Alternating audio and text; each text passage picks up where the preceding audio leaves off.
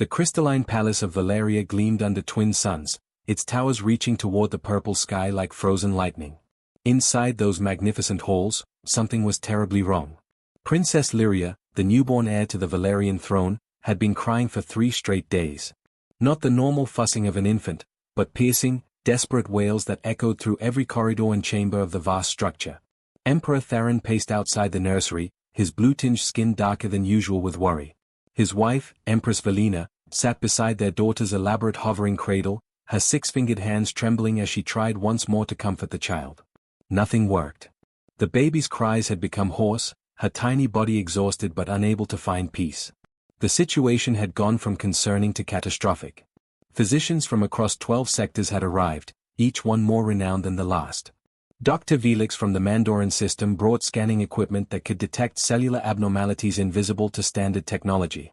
Gila Thresser of the Quantum Guild attempted to realign the infant's energy fields using methods that had cured thousands. A crystalline monk from the Outer Rim performed ancient rituals passed down through 40 generations. None of it made any difference.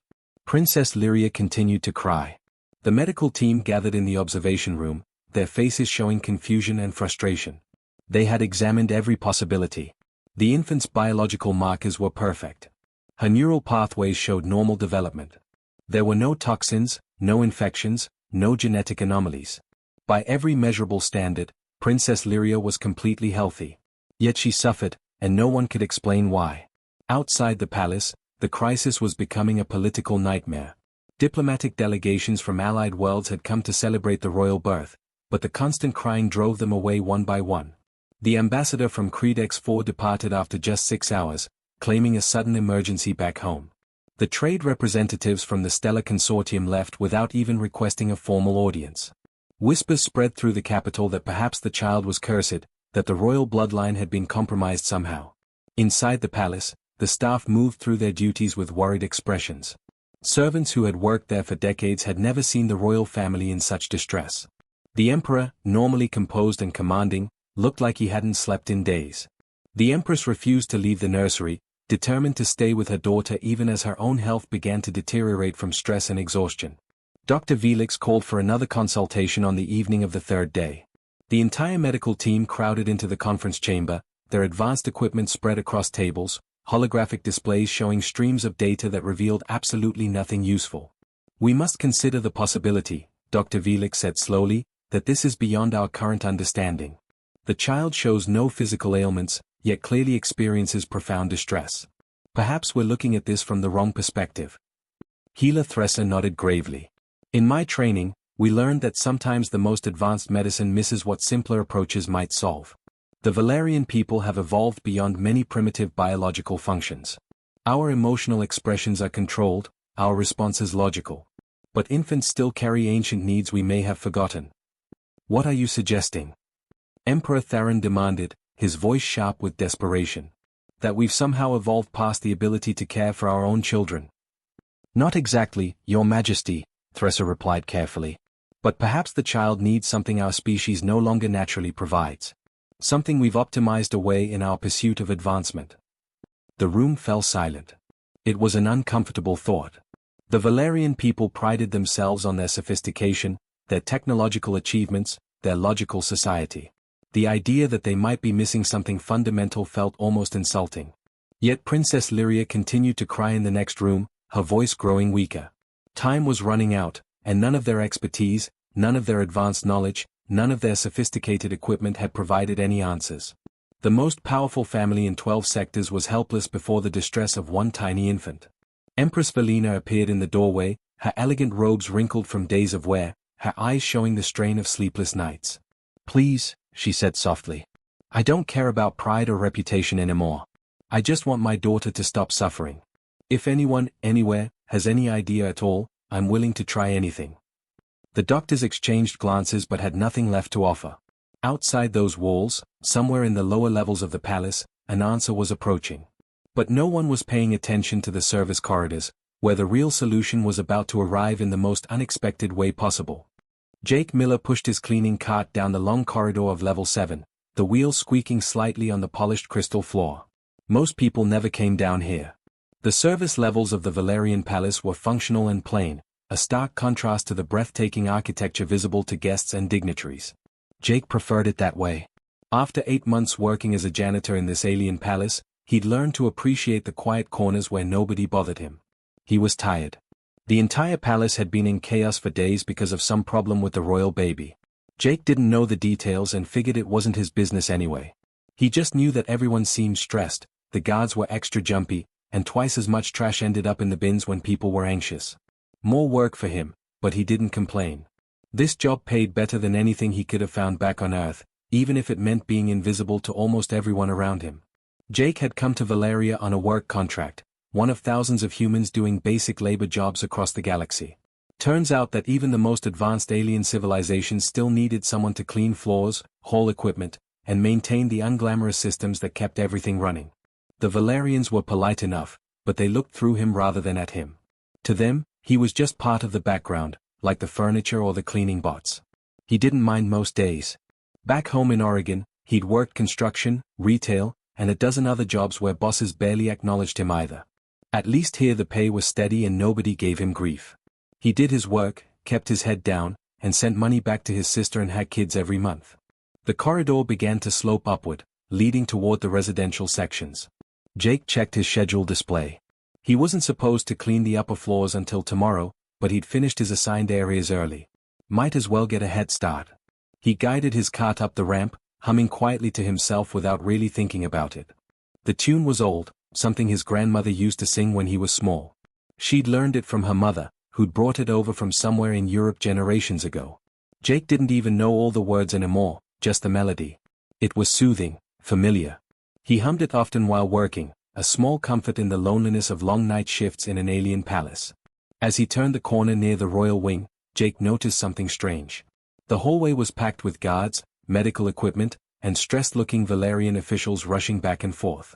He slowed down, wondering if he should turn around and come back later.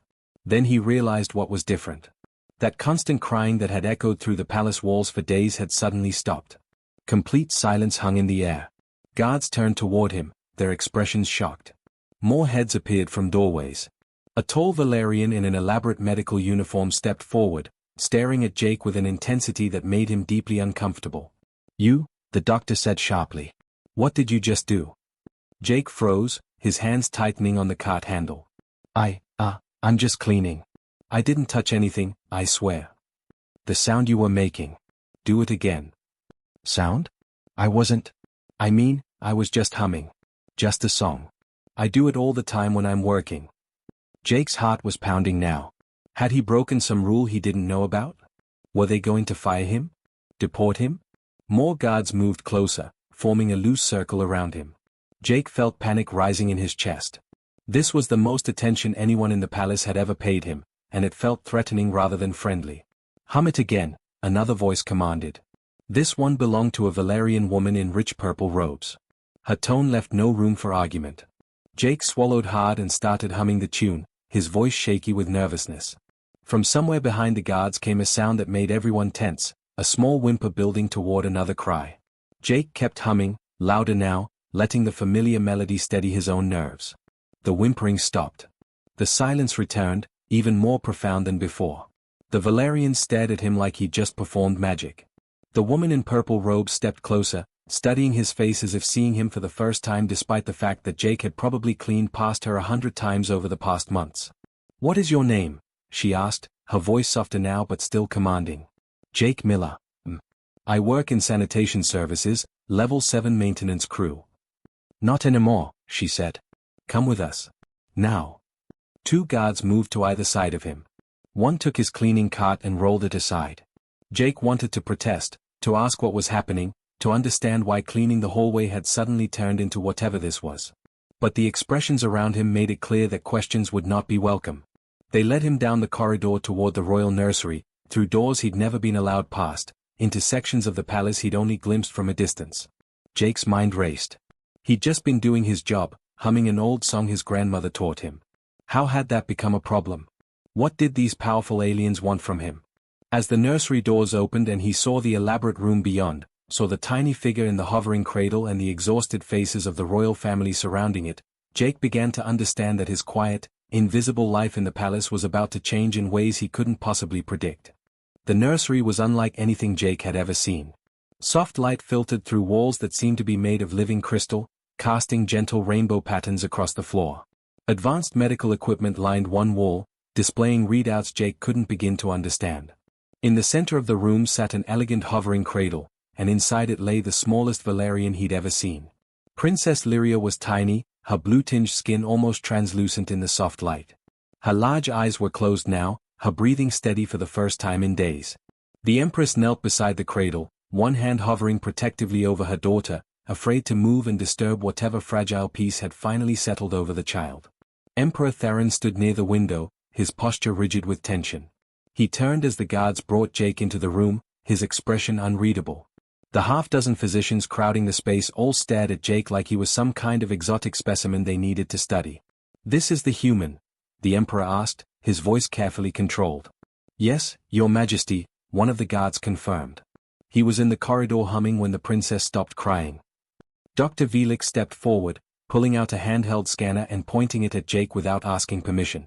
Jake flinched but held still, completely out of his depth and unsure what else to do. The device beeped and chirped, displaying information that made the doctor's eyes widen. "Fascinating," Velix muttered. "The vocal frequency patterns are completely different from our species. The human larynx produces harmonic vibrations that simply don't exist in Valerian speech." "In plain language, please," Empress Valina said quietly, still not taking her eyes off her daughter. Velix turned to face the royal family. "Your Majesties, the Valerian people evolved past certain primitive biological functions millions of years ago. Our communication became more efficient, more logical. We optimized our vocal structures for clarity and information transfer. But in doing so, we lost certain acoustic properties that apparently still exist in less advanced species." Jake bristled at being called less advanced but kept his mouth shut. Now wasn't the time to defend human pride. "What the human was producing," Velix continued, "contains multiple overlapping frequencies that create a complex harmonic pattern. It's inefficient for communication, but it appears to have a calming effect on the princess. We theorize that despite our evolution, Valerian infants still respond to these ancient acoustic patterns on an instinctive level." "So my daughter needs these sounds?" the Empress asked, finally looking up. Her eyes met Jake's, and he saw desperate hope mixed with exhaustion. "It would appear so, Your Majesty." The Emperor crossed his arms. "Can we replicate it? Surely our technology can produce the necessary frequencies." Dr. Velix had clearly anticipated this question. He pulled up a holographic display showing complex waveforms. "We've attempted that, Your Majesty. We can match the base frequencies, but there's something about the natural production, the slight variations, the biological warmth of it, that our equipment cannot quite duplicate. The princess responds only to the genuine article." All eyes turned back to Jake. He shifted uncomfortably, still holding his cap in his hands. This was the strangest situation he'd ever been in, and that included the time he'd accidentally wandered into a Credorian religious ceremony thinking it was a cafeteria. "Can you do it again?" the Empress asked him directly, her voice gentle. "Please?" Jake nodded slowly. "Yes? It's just an old song my grandmother taught me. I don't even know what half the words mean anymore." "Just the humming," she said. That's what helped her. Jake started humming again, the same melody he'd been carrying through the corridors. The tune was simple, repetitive, the kind of song designed to soothe a fussy child to sleep. His grandmother used to hum it while cooking dinner or folding laundry. He'd hummed it to his sister's kids when they were babies. Never in his wildest imagination had he thought it would matter to an alien princess. Princess Lyria stirred in her cradle. For a heart-stopping moment, Jake thought she was about to start crying again and he'd somehow made things worse. But instead, the baby's large eyes opened slowly, focusing in his general direction. Her tiny mouth curved slightly, not quite a smile but something close to contentment. The Empress made a sound somewhere between a laugh and a sob. "She's looking at you. She's actually calm." Jake kept humming, afraid to stop. The physicians crowded closer, their scanners whirring and beeping, recording every detail. Jake felt like an animal in a zoo, performing tricks while scientists took notes. But he kept humming because that baby, alien or not, deserved to be comfortable. After several minutes, the Emperor spoke again. "We need him to stay. At least until we understand this better or find an alternative solution." "Stay where, Your Majesty?" Jake asked nervously, his humming trailing off. Princess Lyria immediately began to whimper. "Keep doing that," the Emperor commanded, and Jake quickly resumed. "You'll remain in the palace. Near the nursery. You'll attend to the princess whenever she needs this calming effect." "For how long?" "As long as necessary." Jake's mind raced. He wanted to argue, to point out that he had a job and a life, but looking at the desperate faces around him and the tiny infant who finally seemed at peace, he couldn't bring himself to refuse. Besides, when an emperor tells you to do something, you don't really have much choice. "Okay," he said quietly. "I'll help however I can."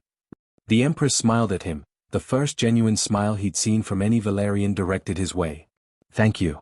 You have no idea what this means to us." A guard led him to a small room near the service entrance an hour later. It wasn't much, just a cot and a small bathroom, barely bigger than a storage closet. But it was close to the royal wing, and that was apparently all that mattered. Jake sat on the narrow bed, still trying to process what had happened. He'd gone from invisible janitor to essential palace staff in the space of an hour, all because of a song his grandmother had taught him decades ago. He thought about calling his sister to tell her, but what would he even say? That he was now the royal baby's personal humming machine? It sounded absurd even in his own head. But as he lay back on the cot, exhausted from the strangest day of his life, Jake couldn't help feeling like maybe, just maybe, he'd stumbled into something important. Something that mattered in a way his previous jobs never had. The first 2 weeks were exhausting in ways Jake had never experienced. He was summoned to the nursery at all hours, day and night, whenever Princess Lyria became fussy. A guard would bang on his door at 3 in the morning, and Jake would stumble down the corridor half asleep to hum for 20 minutes until the baby settled. Then back to his tiny room, only to be called again 2 hours later. Nobody asked if he was tired. Nobody checked if he'd eaten or if he needed anything. He was simply expected to appear, perform his function, and disappear again. The physicians monitored him constantly, their scanners always running, recording his vocal patterns and comparing them to the princess's responses. They spoke about him like he wasn't in the room, discussing his acoustic properties and biological output, as if he was a piece of equipment rather than a person. The other palace staff treated him differently now too, but not in a good way.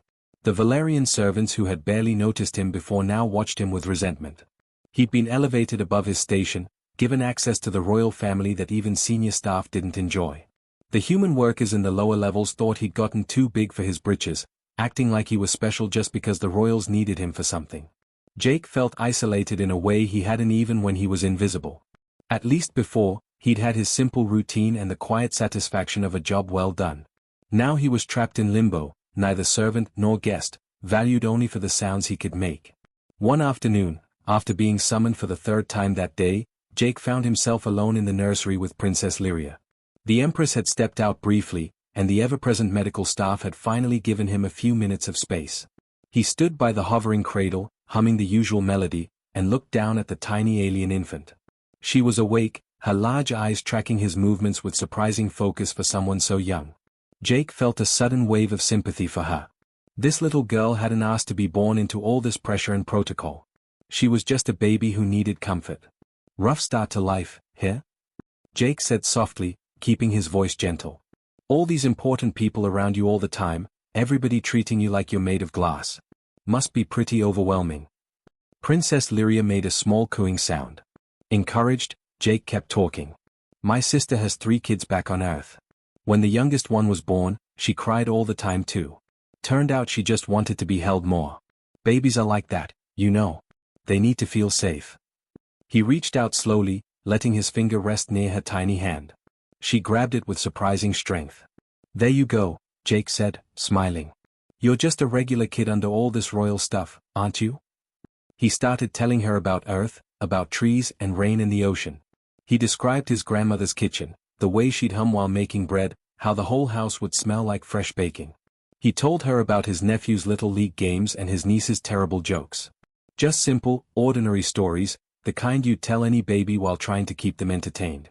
Princess Lyria didn't cry. She watched him, seemingly fascinated by his voice and expressions. The nursery door opened quietly. Jake turned, expecting a guard coming to tell him his time was up. Instead, he found Empress Valina standing in the doorway, watching him with an expression he couldn't quite read. "I'm sorry, Your Majesty," Jake said quickly, stepping back from the cradle. "I was just keeping her company while humming." I didn't mean to overstep. Don't apologize, the Empress said softly, moving into the room. I've been watching from the observation window for the past 10 minutes. What you were doing, the way you were talking to her, treating her like a person instead of a delicate royal artifact. We've forgotten how to do that. Jake wasn't sure what to say to that. The Empress approached the cradle, looking down at her daughter with a mixture of love and sadness. Tell me about Earth babies, she said suddenly. How do your people care for infants? Not the medical procedures, but the everyday things. The small moments. So Jake told her. He described how his sister would sing to her babies, make funny faces to get them to laugh, carry them around the house while doing chores just so they could feel close. He talked about rocking chairs and bedtime stories, about how human parents would wear themselves out just to make their children feel loved and secure. The Empress listened intently, asking questions that surprised Jake with their thoughtfulness. She wanted to know about lullabies, about the words parents said to comfort scared children, about how families showed affection. Things that seemed obvious to Jake but were apparently foreign concepts in the rigid structure of Valerian royal life. We've made everything so efficient, the Empress said quietly. So logical and optimized. But maybe we've optimized away the very things that make childhood bearable. The warmth. The connection. Over the following days, something shifted. The Empress started spending more time in the nursery, not just observing but actively engaging with her daughter. She asked Jake to teach her some of the simple songs he knew. Her voice wasn't quite right for the melodies, her Valerian vocal structure creating different harmonics, but she tried anyway. Princess Lyria seemed to appreciate the effort. The Emperor noticed the change in his wife and daughter. He began stopping by more often, not for official reports from physicians but to actually spend time with his child. Jake showed him how to make silly faces, how to use different voices when talking, how to play simple games with fingers and hands that made the baby giggle. It felt strange teaching royalty how to be parents, but they seemed genuinely grateful for his input. They started asking about human emotions, about how Earth people expressed care and love, about the value of imperfect, messy, illogical affection. Other members of the court began to notice. Some were scandalized that the royal family was taking parenting advice from a human janitor. Others were curious, especially those with young children of their own who never seemed quite content despite having every material advantage.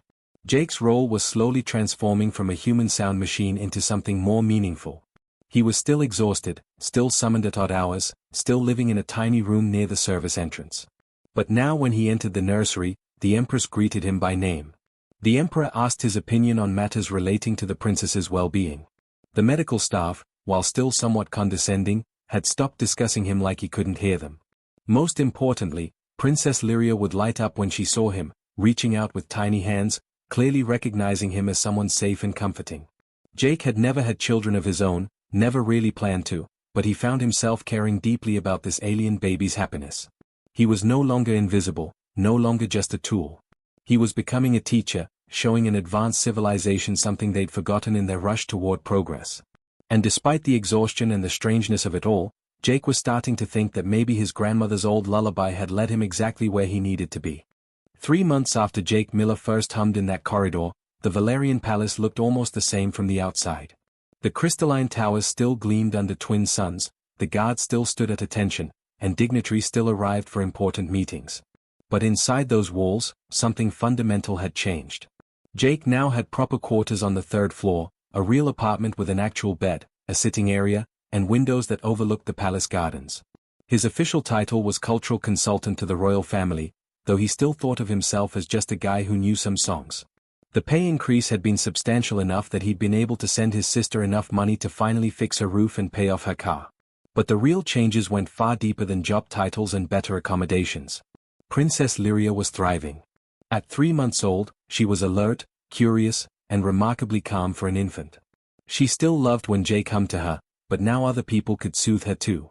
The Empress had learned several Earth lullabies, singing them in her accented but earnest voice. The Emperor, who had initially seemed uncomfortable with anything illogical or inefficient, now spent an hour each evening just playing with his daughter, making her laugh with silly sounds and gentle games. The transformation in the royal family had caught the attention of other Valerian nobility.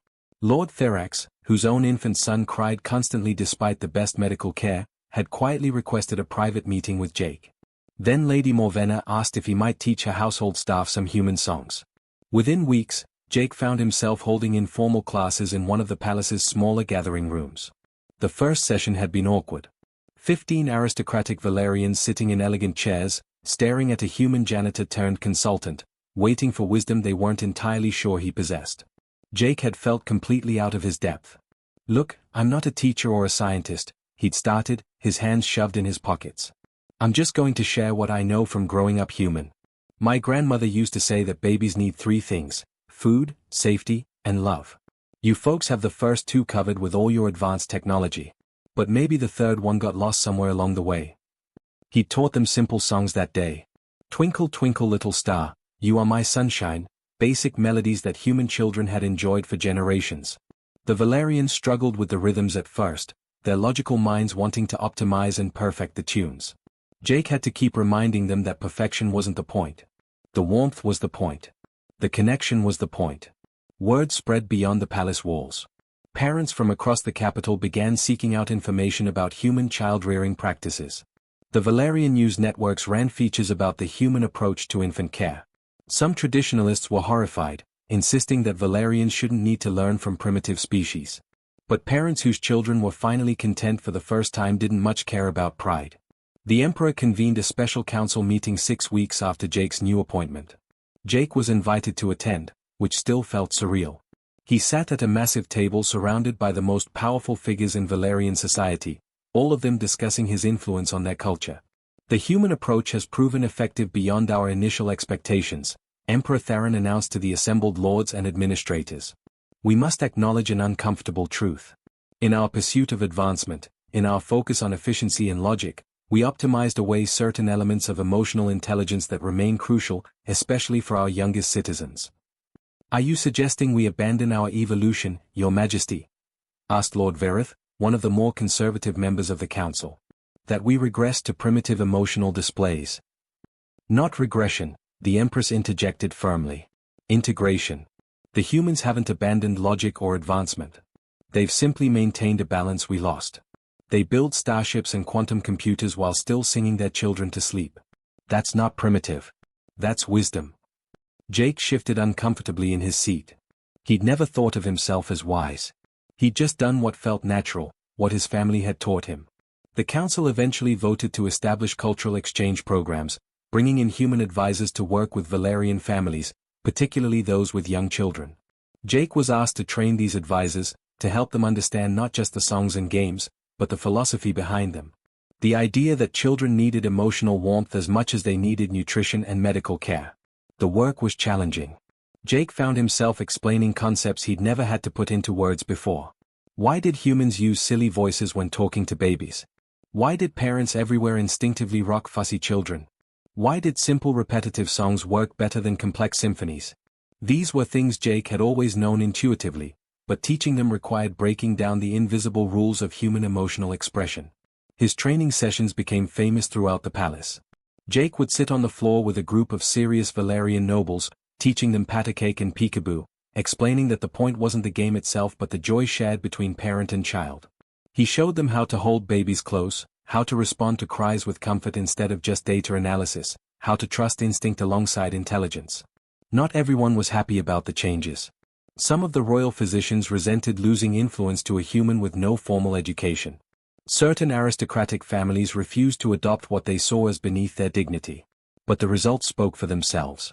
Valerian children exposed to these warmer, more emotionally engaged parenting styles were noticeably more content, more socially responsive, more connected to their families. Jake's influence extended into unexpected areas. Schools began incorporating human-style music programs.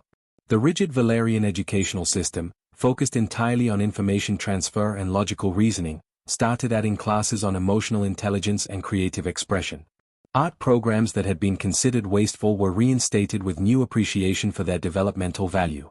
8 months after that first hummed lullaby, Jake stood in the royal gardens holding Princess Lyria while her parents hosted a diplomatic reception. The baby had grown strong and healthy, her personality emerging more each day.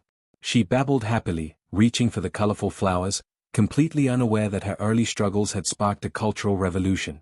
The Empress approached with a small group of visiting dignitaries from the Andorian collective. "This is Jake Miller," she introduced him with genuine warmth.